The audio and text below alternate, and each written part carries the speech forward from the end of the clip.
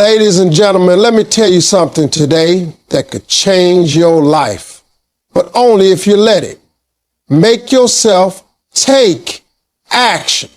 You see, everybody has dreams, everybody has goals, but the truth is, those dreams don't mean a thing without action.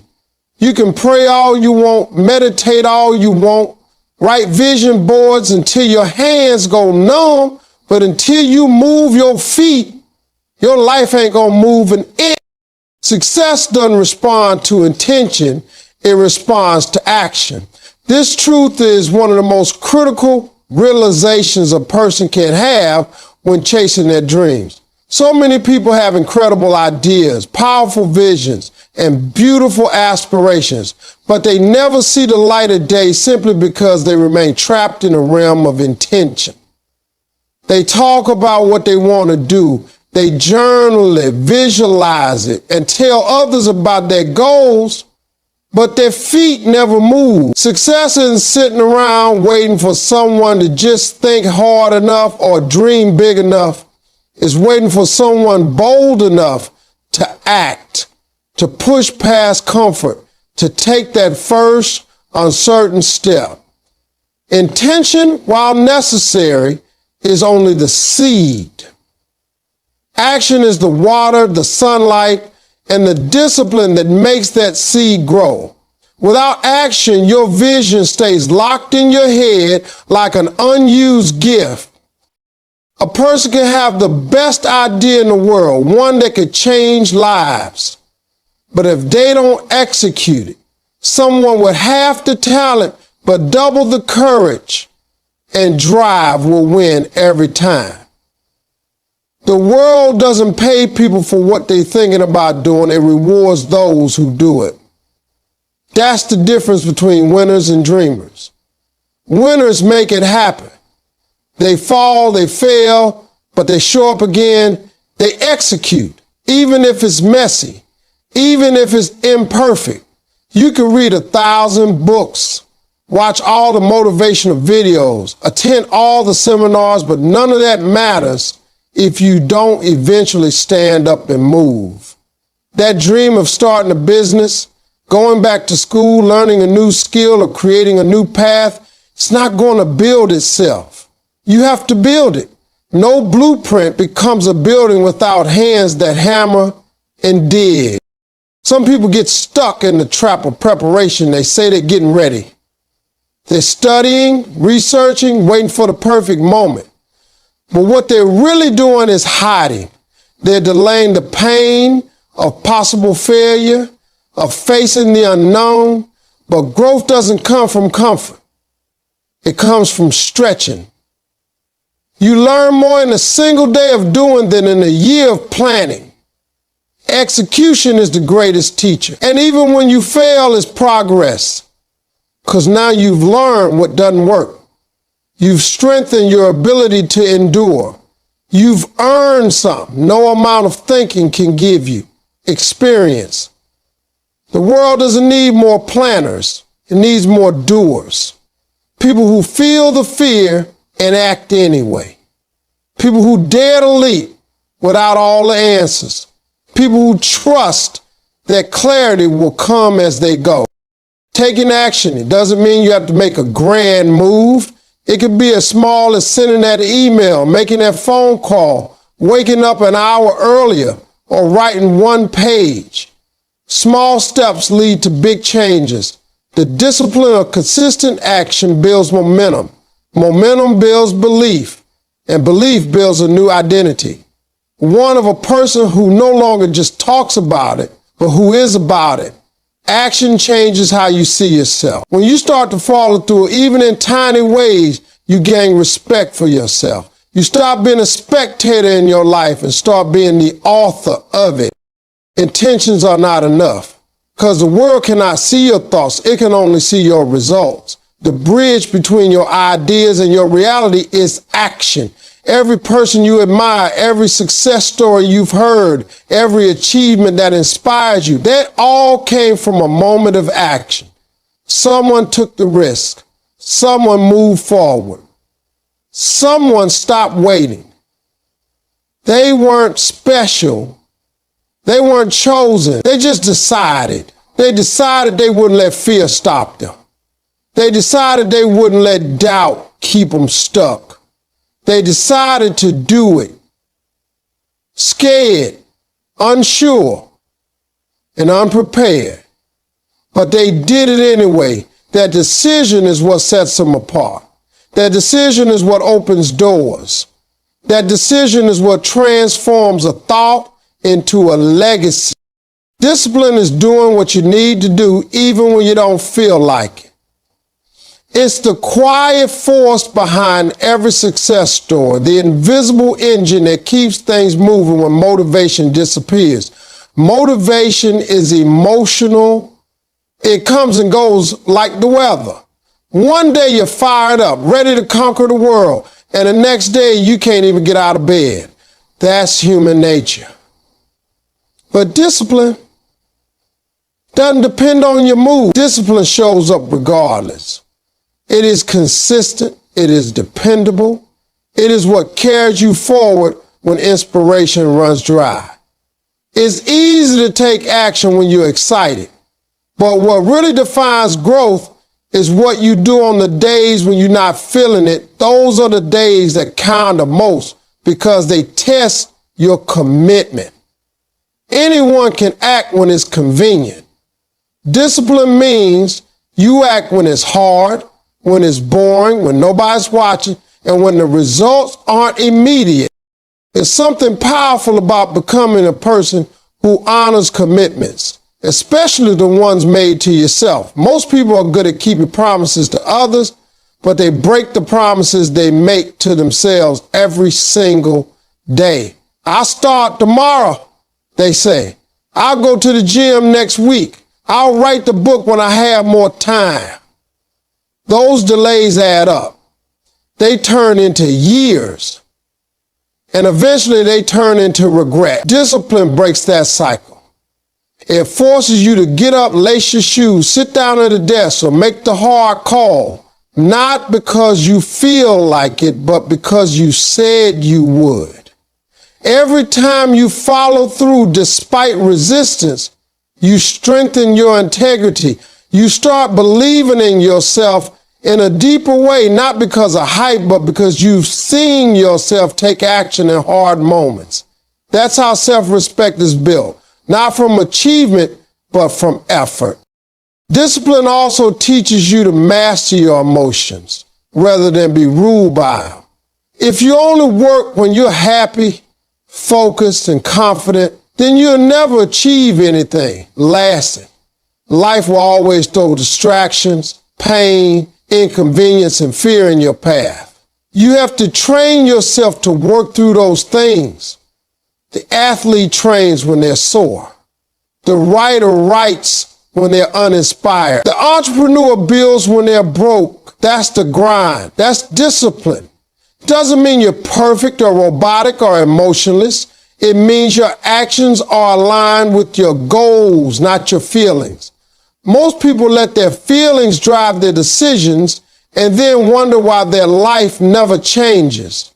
But people with discipline make decisions based on where they want to be, not where they are now. Building discipline is not about pushing yourself to extremes. It starts small. It could be getting up 10 minutes earlier. It could be setting a timer and focusing on one task. It could be saying no to something you know distracts you. Those small wins matter. They compound. They create a track record. Every disciplined choice you make is a vote for the kind of person you're becoming. It's not just about accomplishing goals. It's about becoming someone who takes pride in how they live. That pride isn't loud and it doesn't need recognition. It's the quiet confidence of someone who knows they're doing the work, even if no one else sees it. And the truth is, success is built in private.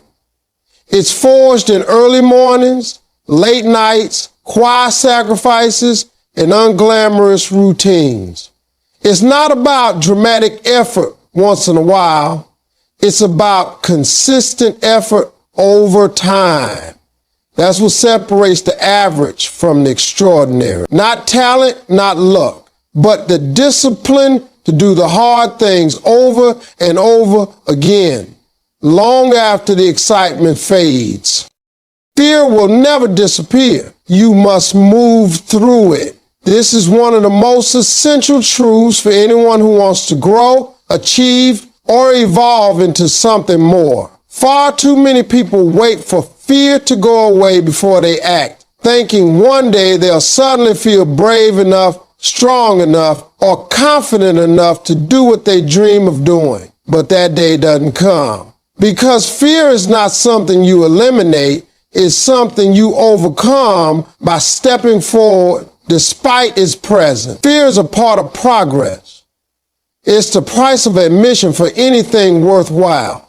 The people you admire didn't do great things because they were fearless. They did them because they felt fear and took action anyway. Courage is not the absence of fear, it's movement in the face of it. If you wait to feel perfectly ready, you'll wait your whole life. Fear shrinks only when you move through it. The first step is always the hardest because that's when fear speaks the loudest. It tells you that you're not good enough, that you'll embarrass yourself, that you'll fail and never recover. These voices don't reflect truth. They reflect your mind trying to protect you from discomfort. But growth only lives on the other side of that discomfort. Staying safe and comfortable might feel good in a moment, but it steals your future. Every time you let fear decide for you, you make your world smaller. You say no to opportunity. You say no to experiences that could shape you. You say no to life. Moving through fear doesn't mean being reckless. It means choosing progress over paralysis. It means being willing to be uncomfortable now so you can be proud later. The most successful people aren't fearless. They're just more committed to their purpose than to their comfort. Fear is tricky because it disguises itself as logic. It tells you to wait for the right time, to gather more information, to play it safe until the odds are perfect. But deep down, that's not logic. It's hesitation dressed up as wisdom. Real wisdom is knowing that nothing changes until you do. It's realizing that every dream comes with a moment where you must decide. Do you move forward scared or stay still and safe? The moment you choose to move, even if your hands are shaky, something powerful happens. You start breaking fear's hold on you. You teach your mind that you are capable, that you don't need fear's permission to act. With every step forward, you gain experience, and that experience starts to chip away at your fear. The more you face fear, the less control it has. But that only happens through repetition. If you keep avoiding the things that scare you, they grow in your mind. The fear becomes larger than life, not because the thing itself is scary, but because your imagination has had too much time to inflate it. Action is the antidote to that. When you do the thing you're afraid of, you often realize it wasn't as bad as you thought. Maybe you stumble, maybe you get embarrassed, maybe you fail, but you survive. And once you survive it, fear loses its edge. You become stronger, not because the fear went away, but because you proved to yourself that you could handle it. This is where true confidence is born. Not from talking yourself into belief, but from proving your strength through action. Everyone feels fear of failure, fear of rejection, fear of judgment. But not everyone allows fear to be the driver. You can feel fear and still speak. You can feel fear and still show up. You can feel fear and still create, build, lead, or begin. You don't need to be fearless to succeed. You just need to be brave enough to start. Because once you start, you discover that fear is loud but not strong. It screams from the sidelines. But it can't actually stop you unless you give it power. And the way to take away its power is to act in spite of it, to do the thing anyway, to keep moving forward until your actions become louder than your doubt. Waiting for the perfect time is the enemy of progress. It's one of the most common traps people fall into without even realizing it. We convince ourselves that we'll start tomorrow, next week, or when life slows down. We say we're waiting for the right moment, for everything to line up perfectly, for the stars to align and conditions to feel just right. But the truth is that moment almost never comes. Life is never going to hand you the perfect scenario to chase your dream, build your business, write your book, change your lifestyle, or pursue your passion. There will always be something in the way, some obstacle, distraction, responsibility, or fear. The people who succeed are not the ones who wait for things to be easy. They're the ones who begin despite the mess, despite the chaos, despite the uncertainty. Progress happens when you start now with what you have where you are. The belief that you need more time, more resources, more clarity is a form of resistance. It's fear disguised as preparation. We think we're being smart by waiting, but often we're just avoiding the discomfort of starting. Starting means confronting your doubts. It means risking failure. It means leaving your comfort zone and stepping into the unknown. That's why it's hard, but it's also why it's necessary. You don't need all the answers to take the first step. You just need to take it. The next steps will become clear once you're in motion. Progress is a result of action, not perfection.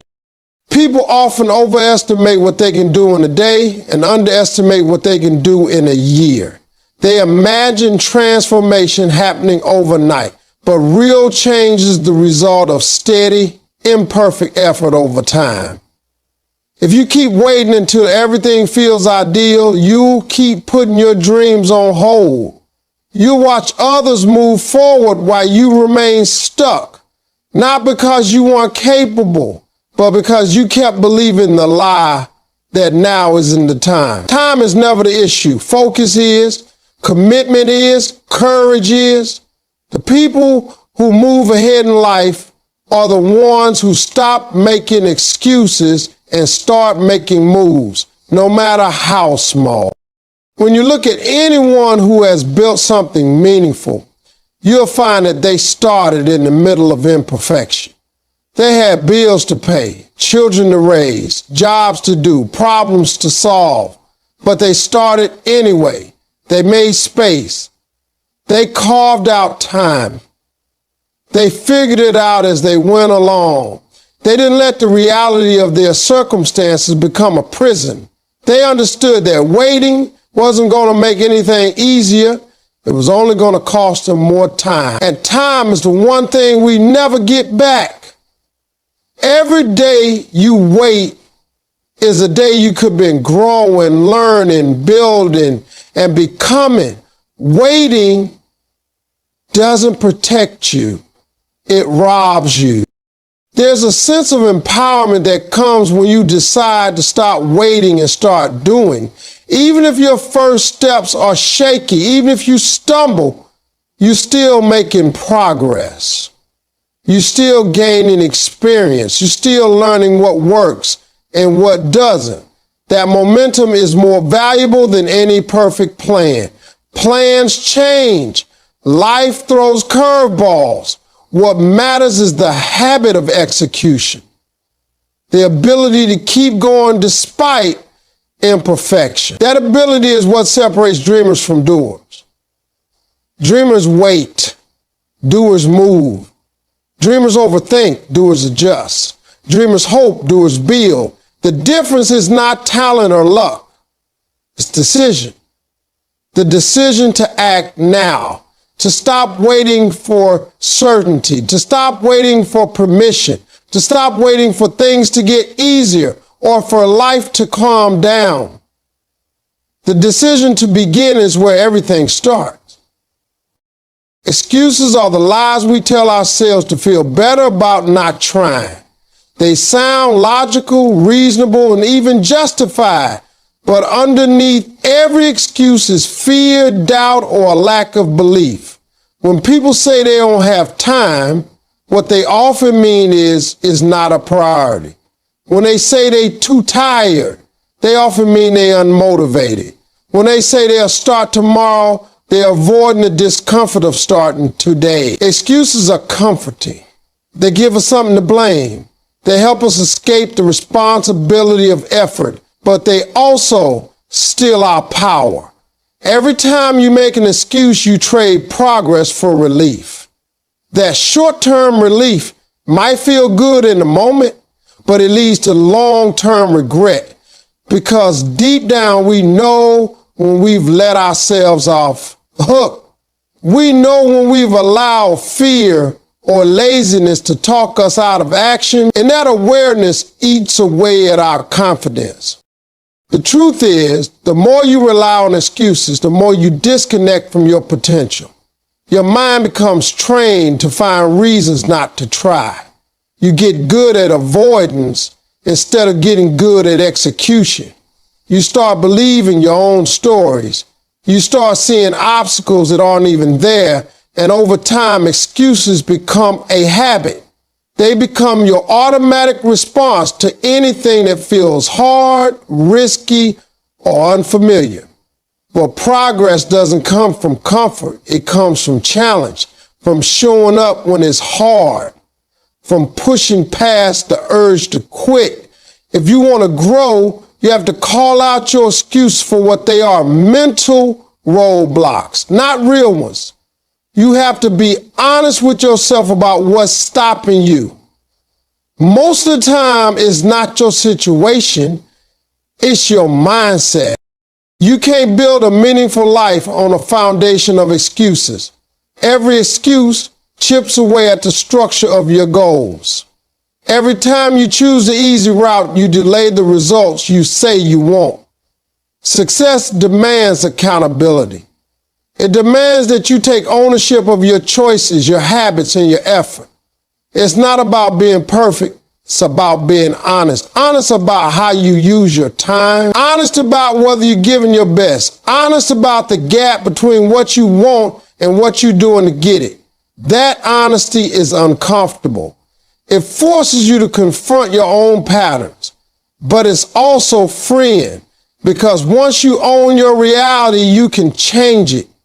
You're no longer waiting for conditions to improve or blaming circumstances. You're putting yourself back in control. Excuses can sound like protection, but they're really limitation. They protect your ego, not your future. They help you feel safe, but they keep you stuck. You ain't born to stay stuck. You ain't made to live under the weight of what ifs and maybes. You were given a mind, a will, and the power of choice. That means you can choose differently. You can choose to act even when it's inconvenient. You can choose discipline over delay, courage over comfort, and purpose over procrastination. The more you do, the more your brain learns that action is possible, that fear is not final, that excuses don't have to define you. You start to shift from helpless to hopeful, from stuck to moving, from doubtful to determined. There is no perfect moment to begin. There is only now. And if you're honest, you'll see that most of what you think is stopping you is actually within your control. You don't need ideal circumstances. You need a decision to stop giving your power away, a decision to stop believing the voice that says not yet, not good enough, not ready. That voice is not truth, it's a habit. And like any habit, it can be broken, but it won't be broken by waiting, it'll be broken by action. By doing the thing you said you would do, even when you don't feel like it. especially when you don't feel like it, because that's when it matters most. You don't need to have it all figured out to begin. You just need to begin. One of the biggest myths that holds people back is the idea that you need a flawless plan, absolute clarity, or perfect timing before you take the first step.